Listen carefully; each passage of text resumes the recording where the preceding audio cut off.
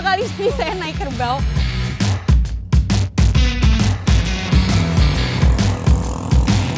Kenceng banget. Ayo, go! Ayo, ayo! Ya, kita menang!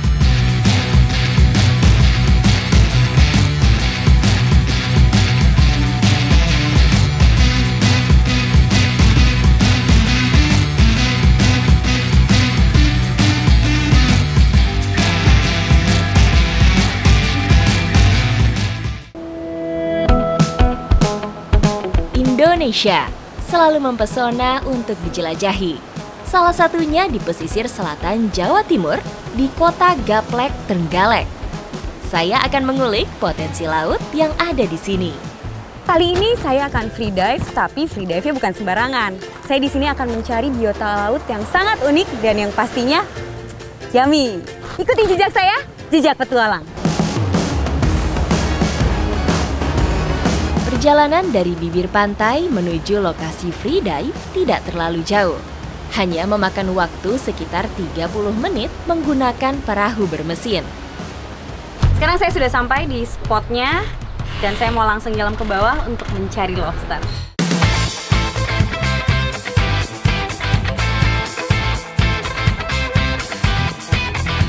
Laut berwarna hijau toska dan hamparan karang yang indah menyambut saya di kedalaman. Tanda keanekaragaman hayati yang masih lestari.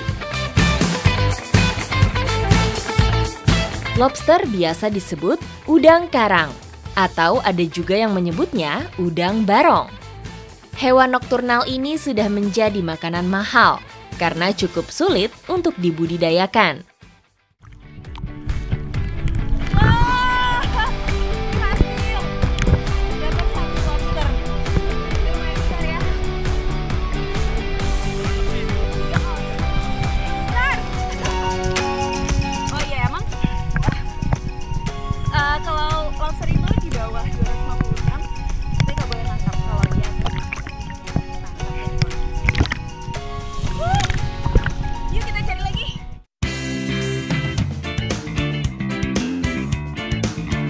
Pembatasan penangkapan lobster diberlakukan agar nelayan bisa memanfaatkan lobster secara berkelanjutan dan mencegah kepunahan.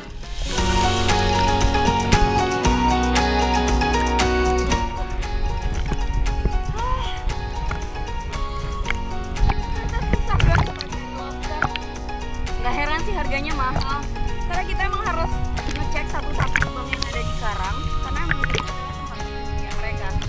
Dan ini tadi dicek, nggak semua lubang ada, jadi agak susah ya. Cukup susah bagi saya untuk free dive mencari lobster. Diperlukan stamina yang mumpuni ketika menyelam hanya dengan satu tarikan nafas. Kesulitannya pun sudah saya buktikan sendiri. Sungguh membutuhkan keahlian dan kejelian mata.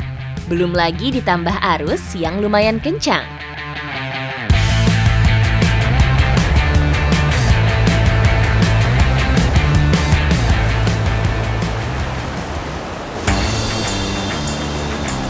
Ditemani pemandangan laut lepas dan beralaskan pasir pantai yang putih, lobster mulai saya bakar di atas api unggun.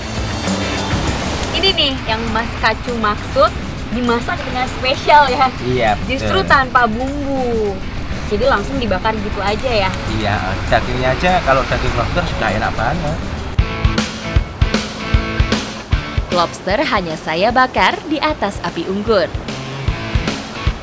Warnanya udah mulai agak berubah nih bagian ini, udah mulai matang. Ya sudah matang ya? Sudah, kan? ya, sudah. Jadi emang nggak usah terlalu lama-lama karena bisa merusak kandungan gizi yang ada di dalam lobsternya. Jadi ini udah cukup, langsung kita makan yuk. Iya, boleh.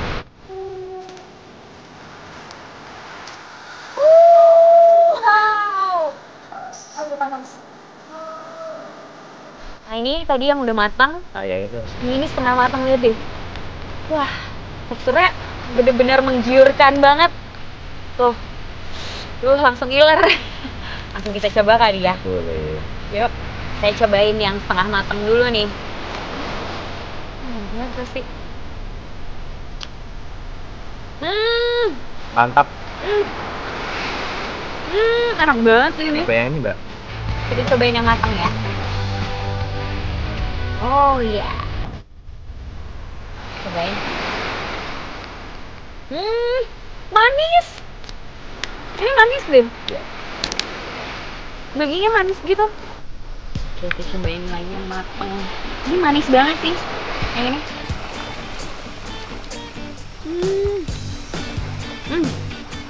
Mantap. Aduh, gak bisa ngomong, enak banget. Nggak heran sih kalau harganya mahal. Udah susah banget nyarinya. Rasanya juga luar biasa sih. Enak banget. Manisnya daging lobster seakan mengobati rasa lelah saya setelah free dive.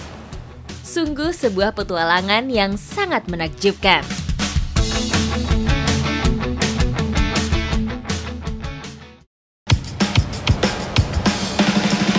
Menyusuri pantai selatan Jawa, petualangan saya dari Trenggalek berlanjut ke daerah istimewa Yogyakarta.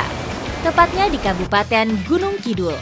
Berbatasan langsung dengan Samudra Hindia, Gunung Kidul menyimpan potensi laut yang luar biasa. Mana ya? Wah, dapet! Terima kasih. Jadi kita itu mencari usal untuk nantinya kita konsumsi nih.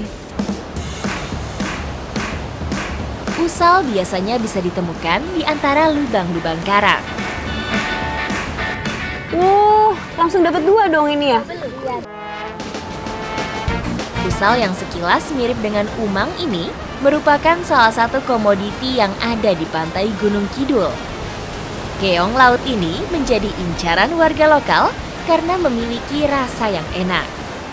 Dan biasanya anak-anak di sini itu mencari usal pada saat surut, jadi lebih gampang ya nyarinya ya. Tuh.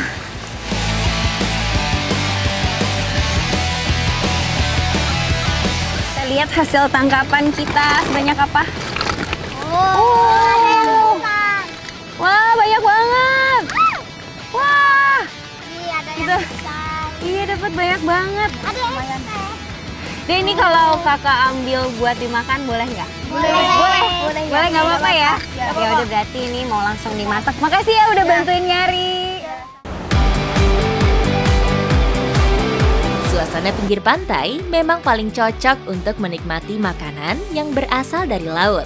Beruntung, angin sedang tidak bertiup terlalu kencang. Ini berapa lama Bu biasanya? Pokoknya sampai mendidih ya. Sampai mendidih. Nanti kalau yang putihnya udah keluar, baru kita tumis.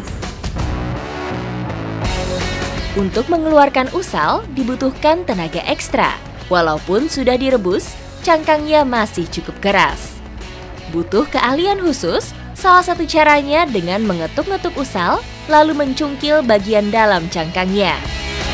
Nah, setelah tadi usalnya udah dikeluarin, sekarang tinggal ditumis mulai dari bumbunya dulu ya.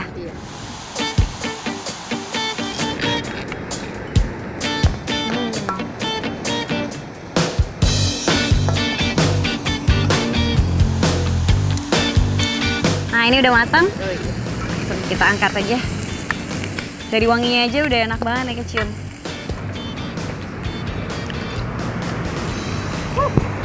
Sudah jadi.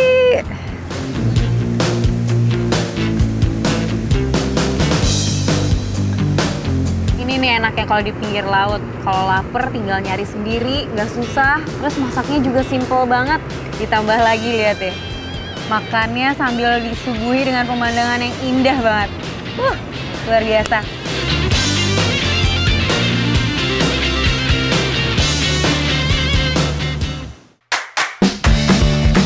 Dibumbui dengan pemandangan laut lepas yang menakjubkan, masakan usal ini terasa mewah. Ikuti terus jejak saya, Jejak Petualang.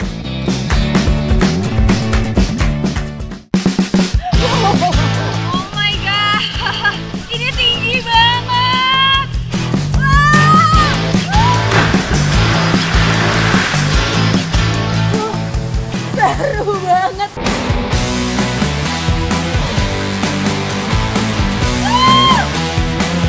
Banyak keindahan alam yang masih tersembunyi menunggu untuk dijelajahi.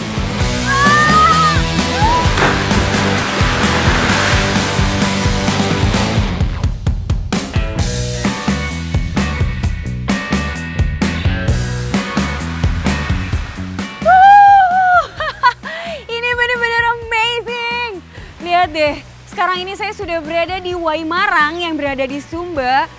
Kalau dilihat dari bentuknya yang cantik banget ini, saya berasa berada di private lagoon, tapi ada waterfallnya. Untuk sampai ke air terjun ini, hanya bisa melewati jalur trekking sepanjang kurang lebih 1 km. Ini nih kalau udah nyampe sini, tempatnya seindah ini, apalagi abis trail run. Kayaknya nggak afdol nih kalau saya nggak nyebur. Pasti seger banget. Dinginnya air hijau Toska menyambut saya ketika mulai melangkahkan kaki ke kolam di bawah air terjun, membasuh segala lelah dalam perjalanan ke sini. Wah, ya seger banget nih. Wah, seger banget.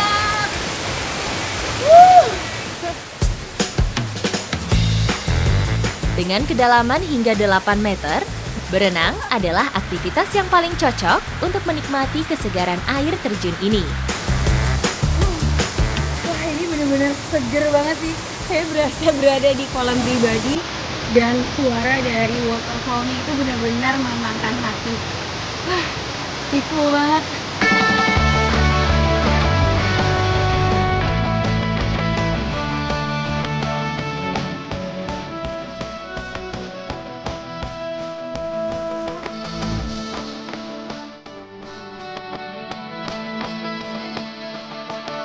Jika dilihat dari kejauhan, tebing-tebing di sekitar kolam seolah membentuk hati, hingga disebut sebagai air terjun paling romantis di Sumba Timur.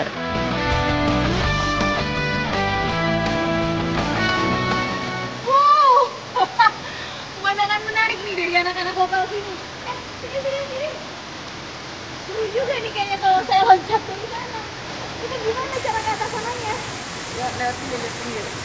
Wah, kayaknya seru nih kalau saya coba juga anterin kakak ke atas sana ya. Iya. Yuk. Tak mudah untuk mencapai spot melompat. Saya harus berjalan di tepian tebing yang licin dan tangan harus tetap berpegangan agar keseimbangan terjaga.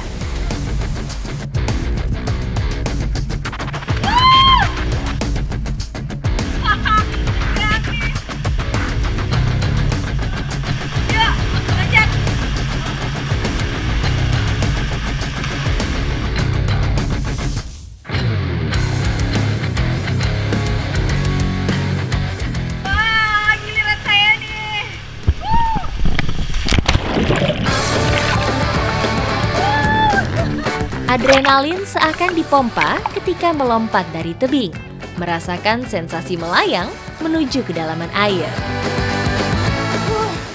Seru banget. Dan memang kalau kalian kesini, lebih asik itu kalau kita langsung ketemu sama anak-anak lokal di sini. Jadi kita bisa dikasih tahu tempat-tempat yang lebih seru dan menarik untuk dieksplor. Lagi yuk, kita naik lagi. Wow. Nah, ini memang permainan yang seperti ini yang bikin lagi.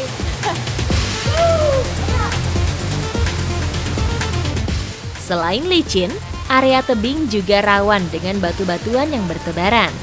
Saya harus selalu berhati-hati ketika meloncat. Nah, ini nih, sekarang saya di challenge untuk loncat bareng-bareng sama mereka nih. Halo. Seru banget, gak akan kalah seru dari yang tadi pastinya.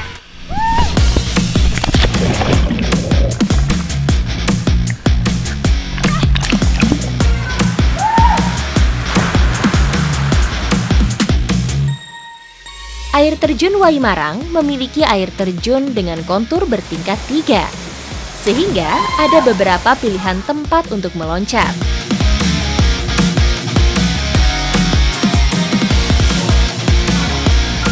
Oh my god, ini tinggi banget. Wow, ini dari atas sini saya udah gemeter nih kayaknya. Kalau kalian pasti udah biasa ya? Iya, udah biasa. Aduh, gimana cara loncatnya nih?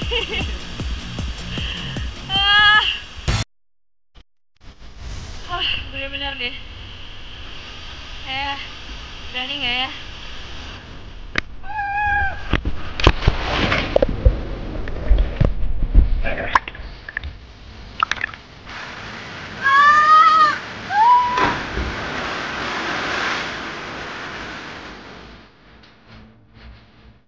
Dengan ketinggian sekitar 10 meter, spot meloncat ini benar-benar memacu adrenalin saya.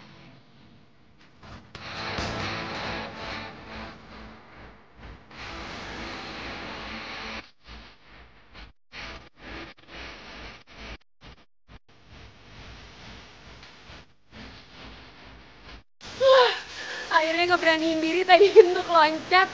Tadi di atas sana tuh rasanya benar-benar tegang banget karena ngelihat ke bawah tuh rasanya jauh sekali. Tapi senang nih akhirnya bisa melawan rasa takut.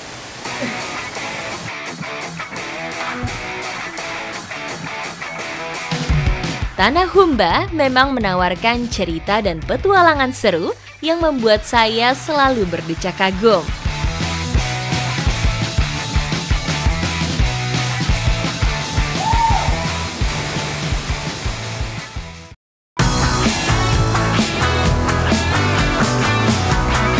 Terletak di garis Khatulistiwa, Indonesia mendapatkan sinar matahari optimal dan curah hujan yang ideal.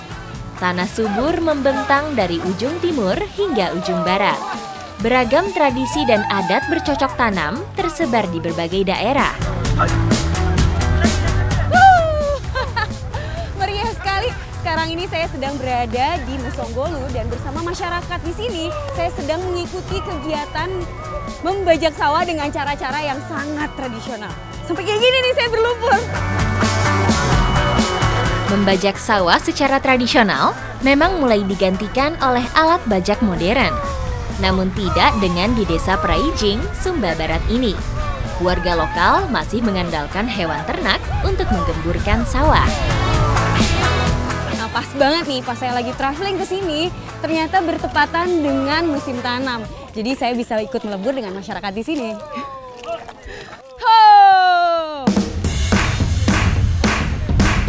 Para petani di desa Praijing tidak menggunakan alat tarik bajak tradisional.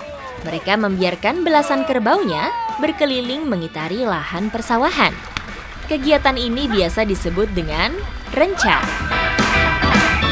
Ini kan kenapa sih maksudnya masyarakat di sini tuh lebih milih ngebajaknya pakai kerbau kan lebih lama? Dengan membajak menggunakan kerbau, airnya lebih bertahan lama ketimbang dengan menggunakan traktor.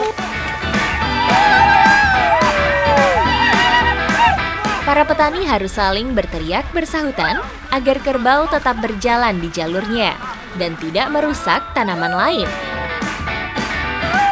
Ternyata untuk membajak sawah dengan menggunakan kerbau ini itu bisa membutuhkan waktu sekitar 2-3 hari. Cukup lama ya.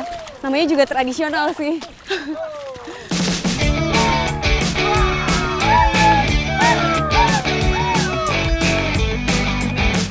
Wah, ini mereka lagi rame nih. Kata mereka, saya nggak afdol kalau ikut membajak sawah dengan mereka, tapi nggak naik ke atas kerbaunya. Jadi lagi dicariin yang jinak nih untuk bisa dinaikin. Ini.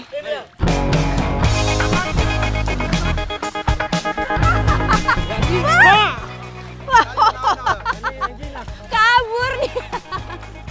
Kayak nggak biasa dinaikin deh. Sampai digendong saya dipaksa untuk naik deh. Yang ini bisa ya? Ini lagi hamil nggak sih tapi? Nggak apa-apa Om. Gendong lagi. Ya. Ada deh. Ambil.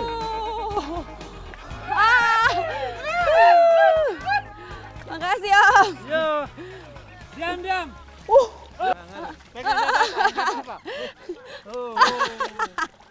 Ini karena nggak ada pegangannya, jadi harus seimbang. Bagi masyarakat Sumba, kerbau dianggap sebagai simbol keberanian dan kemakmuran. Tak heran kalau dalam beberapa ritual adat seperti pernikahan, kerbau dijadikan persembahan ataupun mas kawin. Semakin banyak dan besar kerbau yang dihadiahkan, semakin tinggi derajat keluarga mempelai. Wow. Ini pertama kali jadi saya naik kerbau sambil ngebajak sawah lagi. Wow. Tapi seru banget. Dan dia kan dagingnya wah. Ini sebenarnya agak mirip-mirip dengan naik gajah karena dia kan badannya besar. Jadi nyaman nih buat tempat duduknya. Bedanya dia nggak setinggi gajah. Jadi ngerasa lebih aman aja sih sebenarnya.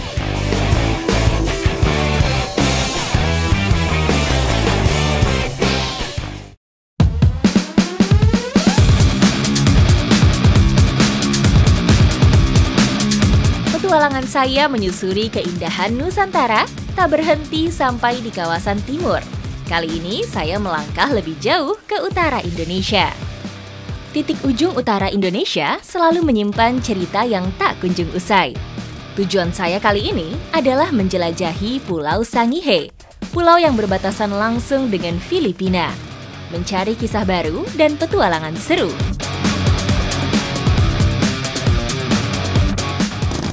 Nah, ini nih yang namanya Pakura.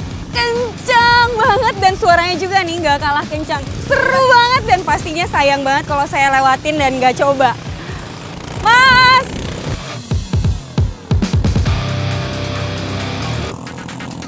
Kenceng banget.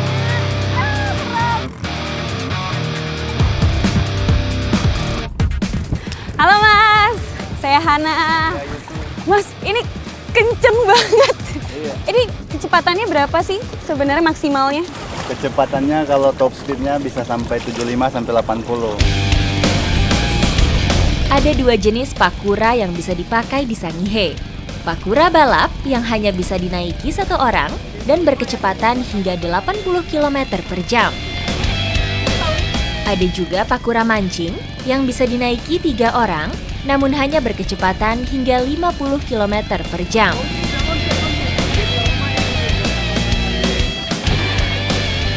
Nah, ini nih nanti perahu yang akan saya naikin. Pakura ini berbeda dengan yang tadi, karena kalau yang tadi itu udah dimodifikasi, yang ini adalah yang versi originalnya, belum ada cadiknya. Dan pastinya juga nggak sekenceng yang tadi, karena saya nggak berani kalau naik yang tadi.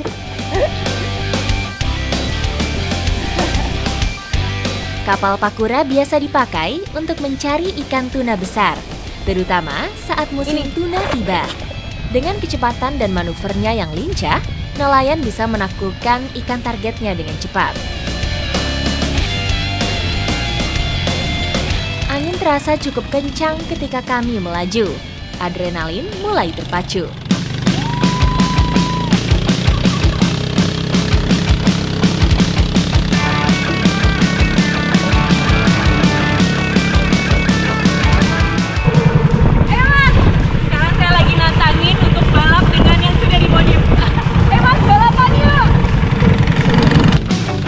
Sensasi ngebut di laut memang sangat berbeda. Haluan perahu yang terangkat membuat saya seakan mau terbang.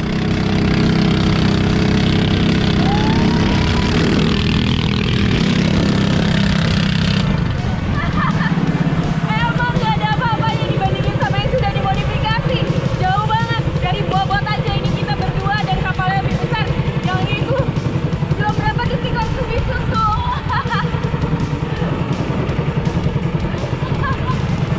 Saya jadi penasaran nih, gimana ya rasanya ngemudiin?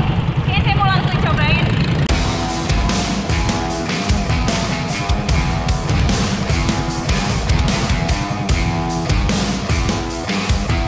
Bagian tali ini berfungsi sebagai gas yang mengatur laju mesin, dan kayu panjang ini sebagai setir yang mengatur manuver Pakura. Merasakan angin laut menerpa ketika saya mengemudikan perahu, membuat petualangan ini sungguh sangat berkesan.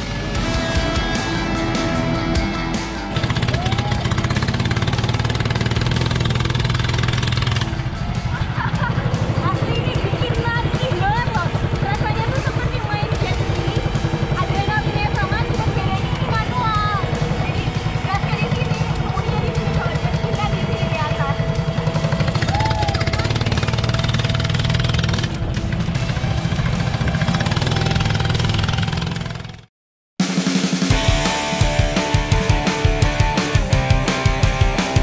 Beragam tradisi tersebar di seluruh penjuru Indonesia, mempunyai ciri khas dan keunikan masing-masing. Begitu pula dengan permainan tradisionalnya, seperti di Pulau Sangihe. Sekarang ini saya sudah berada di Pantai Moronge dan bersama anak-anak di sini saya akan memainkan permainan tradisional yang bernama Mangen Tude Bale. Mangen Tude Bale, adu cepat mengalirkan bola estafet dengan rintangan bambu. Nah ini nih. Wah! Ini nih bola yang harus mencapai garis finish. Ayo, go! Ayo! Ayo!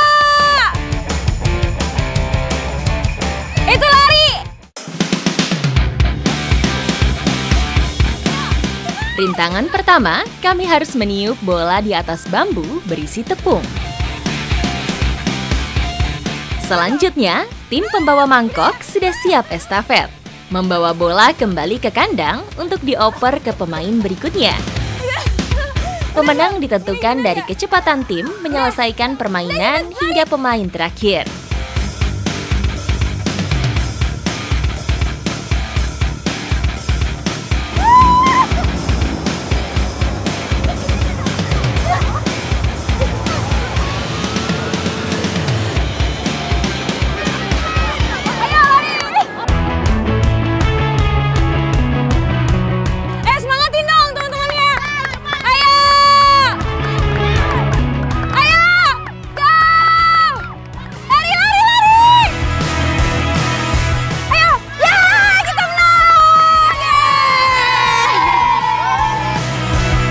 Tradisi permainan anak-anak selalu berbeda di setiap daerah, menambah keberagaman budaya Nusantara menjadi ciri khas Indonesia.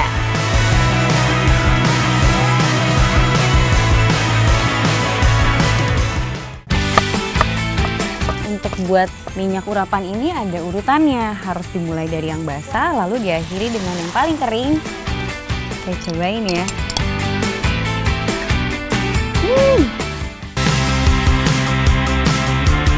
Sangihe tak hanya terkenal dengan hasil lautnya. Kabupaten di ujung utara Indonesia ini juga mempunyai hasil hutan yang tak kalah menakjubkan.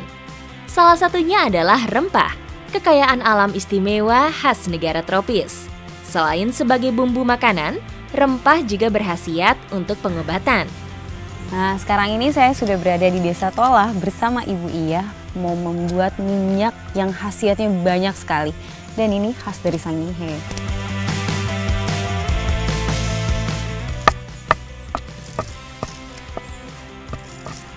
Nah, setelah lengkuasnya tadi diiris-iris, sekarang kita tumbuk lagi supaya lebih halus.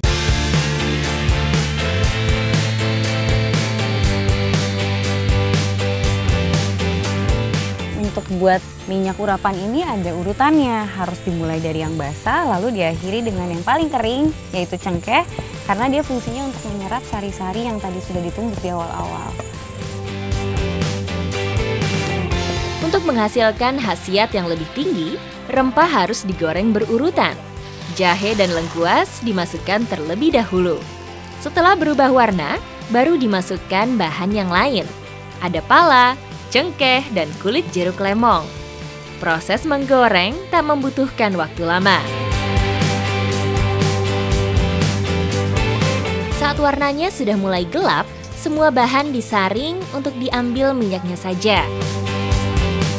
Ini kalau saya cium itu justru yang dominan itu bau lemong suangginya, padahal tadi lemong suangginya dikasih dikit sekali. Minyak urapan punya fungsi utama sebagai minyak urut atau mengobati luka luar. Kandungan eugenol dalam cengkeh dan lemon punya khasiat untuk meredakan nyeri dan peradangan.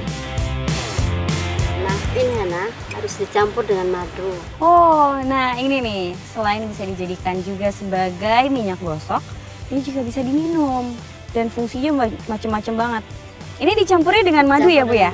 Nah ini perbandingannya 1:1, 1 sendok makan madu dan 1 sendok makan minyak urapan. Kita campurkan, saya cobain ya.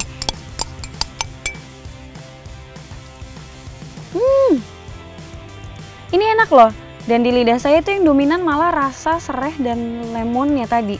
Ini juga buat luka loh Hana. Oh iya, jadi memang ini minyaknya juga bisa digunakan untuk luka-luka terbuka seperti luka bakar atau luka-luka teriris. Keren banget kan?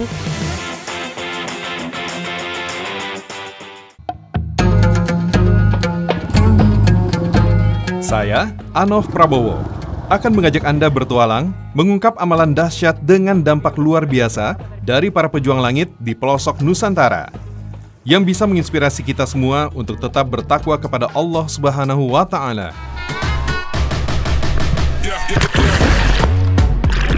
Saksikan Jalur Langit setiap Sabtu dan Minggu pukul 5:15 waktu Indonesia Barat, mulai 12 Oktober hanya di Trans 7.